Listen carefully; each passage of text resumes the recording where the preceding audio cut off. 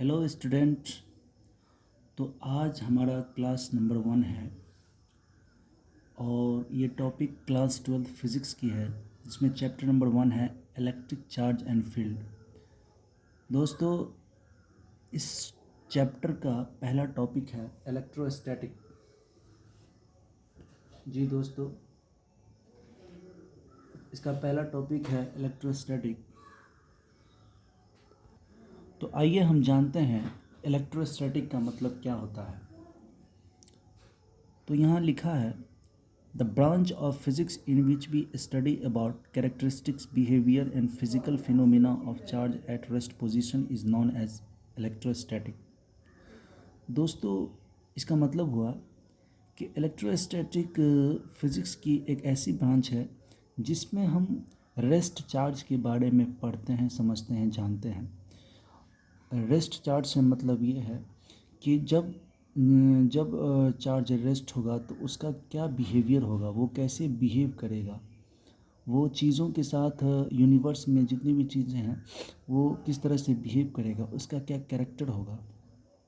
तो इस प्रकार के चार्ज के बारे में जब हम पढ़ते हैं तो फिज़िक्स के इस शाखा को हम इलेक्ट्रोस्टैटिक नाम देते हैं। अब आगे देखिए दोस्तों, लिखा हुआ है the word electrostatic has been made by two significant word electro and static, where electro means charge and static means rest. तो ये दोस्तों, ये जो वर्ड है इलेक्ट्रोस्टैटिक, ये दो वर्ड से मिलकर बना है। इलेक्ट्रो का मतलब होता है चार्ज और स्टैटिक का मतलब होता है रेस्ट। अब हम कुछ इस प्रकार समझते हैं दोस्तों। तो हम कह सकते हैं कि electrostatic is the study of rest charge। तो दोस्तों, हम एक वर्ड में कह सकते हैं electrostatic is the study of rest charge. Okay friends. अब आइए हम जानते हैं कि व्हाट इज चार्ज क्या है। दोस्तों, हमने पिछले क्लास 10th में पढ़ा होगा एक टॉपिक जिसका नाम था इलेक्ट्रोमैग्नेटिक इफ़ेक्ट ऑफ करंट, और उसमें हमने मैग्नेट के बारे में पढ़ा होगा। तो चार्ज से पहले हम थोड़ा मैग्नेट पे बात कर लेते हैं। तो जिस तरीके से मैग्नेट में दो पोल होते हैं, साउथ पोल, नॉर्थ पोल, ठीक उसी तरीके से हमारा जो चार्ज होता है वो दो प्रकार का होता है। एक होता है पॉजिटिव और एक होता है निगेटिव चार्ज। ठीक है दोस्तों। तो अब आइए दोस्तों, हम समझते हैं इलेक्ट्रिक चार्ज किसे कहते हैं।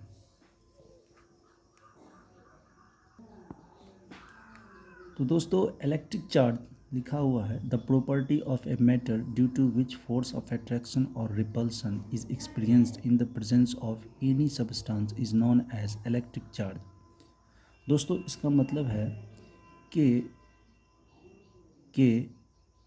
मैटर का एक ऐसा प्रॉपर्टी जो किसी सब्सटेंस के प्रेजेंस में, किसी सब्सटेंस की उपस्थिति में वह मैटर फोर्स ऑफ अट्रैक्शन या फोर्स ऑफ रिपल्शन का अनुभव करता है, एक्सपीरियंस करता है। तो उस प्रॉपर्टी को, तो यानी मैटर के उस प्रॉपर्टी को हम इलेक्ट्रिक चार्ज नाम देते हैं। दोस्तों, हमने बचपन में एक खेल खेला था अपने कलम से। जब हम बाल में रगड़ते हैं और उसके बाद जब हम कागज़ के छोटे छोटे टुकड़े के पास, जब वो बाल से रगड़े हुए कलम को जब हम उसके पास ले जाते हैं तो हमने देखा था कि वो सारे टुकड़े जो है कलम पे अपने आप जो है चिपक रहे हैं। तो दोस्तों, ये था, तो ये होता है एक्चुअल में स्टैटिक चार्ज की वजह से। ठीक है दोस्तों। अब आइए आगे देखिए।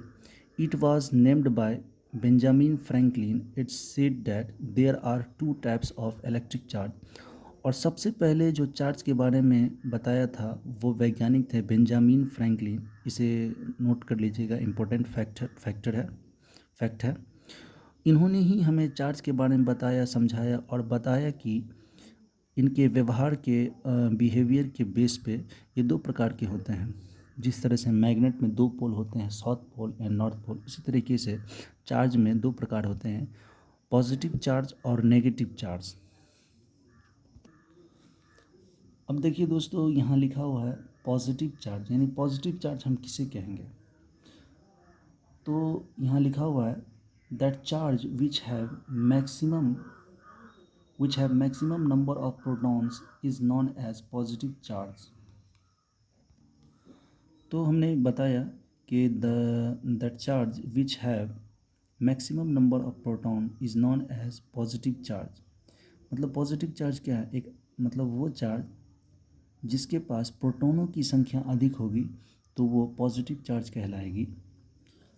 Full stop. When a body और particle gains electrons called negative charged. जब कोई बॉडी और पार्टिकल इलेक्ट्रॉन को गेन कर लेता है तो उस बॉडी को हम निगेटिवली चार्ज्ड बॉडी कहते हैं। अब यहाँ लिखा है दोस्तों, नोट यहाँ ध्यान देने वाली बात है, ये charge on proton is equal to +1.6 into 10⁻⁻19 coulomb. दोस्तों, एक प्रोटॉन पे जो चार्ज होता है वो लगभग इतना होता है ना। अब आइए, सेकेंड है नेगेटिव चार्ज। नेगेटिव चार्ज किसे कहेंगे? वहाँ लिखा है the charge which has maximum number of electrons is known as negative charge, full stop. And when a particle और body lose electrons called positively charged body. अगर कोई body या particle electron को लूज़ करता है, यानी इलेक्ट्रॉन को अपने से अलग करता है, तो वो धनावेशित यानी कि वो पॉजिटिवली चार्ज्ड हो जाते हैं। हम कुछ इसे इस प्रकार समझते हैं। मान लीजिए यहाँ दो पर्सन है, पर्सन ए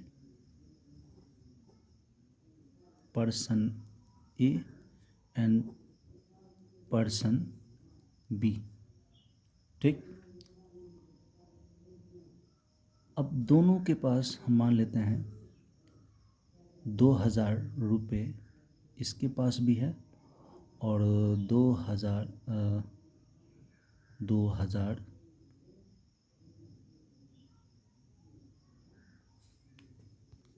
और 2,000 इसके पास, दोनों के पास 2,000 रुपया है। यानी कि ये भी रिच है और ये भी रिच है।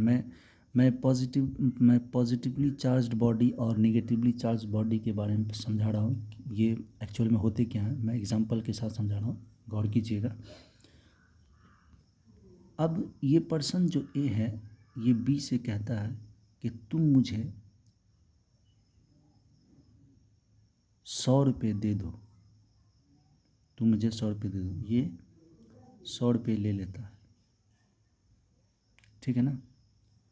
तो अब इसके पास कितने पैसे हो गए? तो ये पर्सन ए कहा कि तुम मुझे 100 रुपये दे दो। तो अब इसके पास क्या हो गया? इसके पास अमाउंट ऑफ मनी ज़्यादा हो गया, यानी कि ये पॉजिटिव में जा रहा है, ये चला गया। और ये इसके पास 100 रुपये इसने इसको दे दिया, तो ये लॉस में जा रहा है। तो हम कह सकते हैं कि इसने कुछ गेन किया है, इसने गेन किया है। तो ये जो है सो पॉजिटिव, मतलब जो है सो ये पॉजिटिवली रिच हो गया, है ना। और इसने कुछ लॉस किया है। चलिए छोड़िए, ये एग्जाम्पल गलत हो गया, दूसरा एग्जाम्पल लेते हैं। मेरे पास दो ऑब्जेक्ट हैं, ऑब्जेक्ट ए, ऑब्जेक्ट बी। ये दो ऑब्जेक्ट हैं, ऑब्जेक्ट ए, ऑब्जेक्ट बी। इस पे पॉजिटिवली चार्ज्ड है, ये पहले से ही पॉजिटिवली चार्ज्ड है, और ये नेगेटिवली चार्ज्ड है, ठीक है। सॉरी माफ़ी चाहता हूँ। ये दोनों बॉडी पे जो है so amount of charge equal है, यानी अगर इसके पास 10 प्रोटॉन है तो इसके पास भी 10 प्रोटॉन है, और इसके पास 10 इलेक्ट्रॉन है तो इसके पास भी 10 इलेक्ट्रॉन है। अब हमने इसे आपस में रगड़ दिया। क्या किया? रगड़ दिया। तो रगड़ देने से ये जो है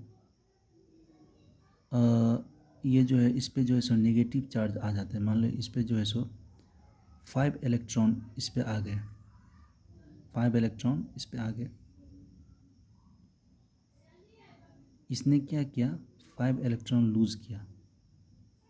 ये बॉडी बी जो है 5 इलेक्ट्रॉन लूज़ कर दिया। तो ये बॉडी क्या हो गया?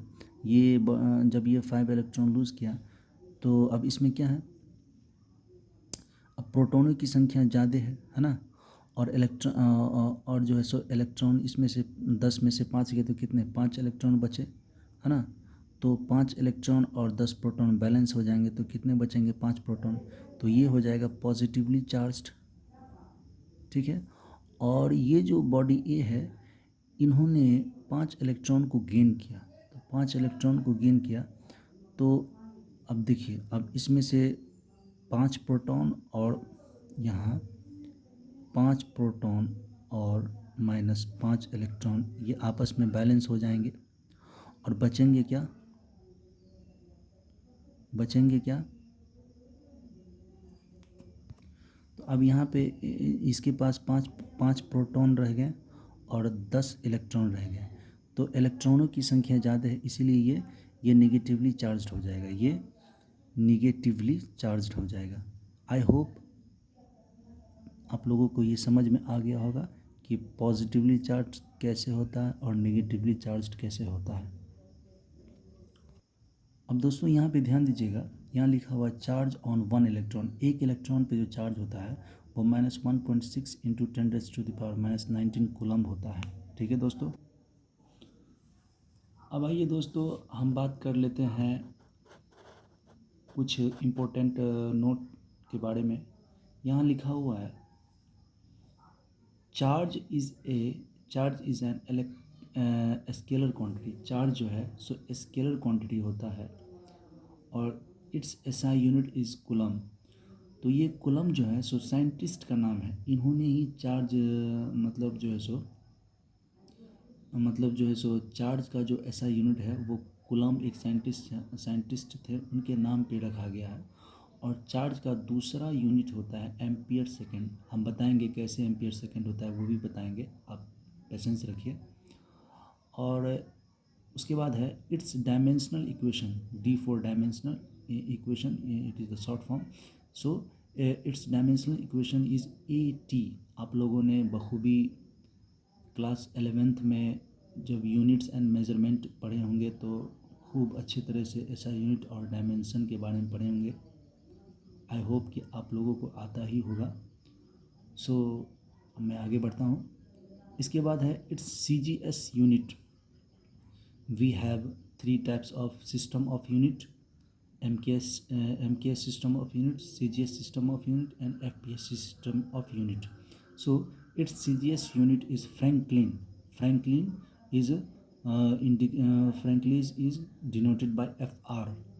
तो ये फ्रैंकलिन जो है ये वैज्ञानिक थे। CGS यूनिट जो है फ्रैंकलिन होता है और दूसरा स्टेट कूलम भी होता है। और इलेक्ट्रोस्टैटिक यूनिट जिसे हम शॉर्ट फॉर्म में ESU भी कहते हैं। तो आज के लिए इतना ही, हम अगले वीडियो में देखेंगे अगले टॉपिक के साथ। Okay, thanks. चैनल अच्छे लगा तो चैनल को सब्सक्राइब और लाइक कर दीजिएगा। Thank you.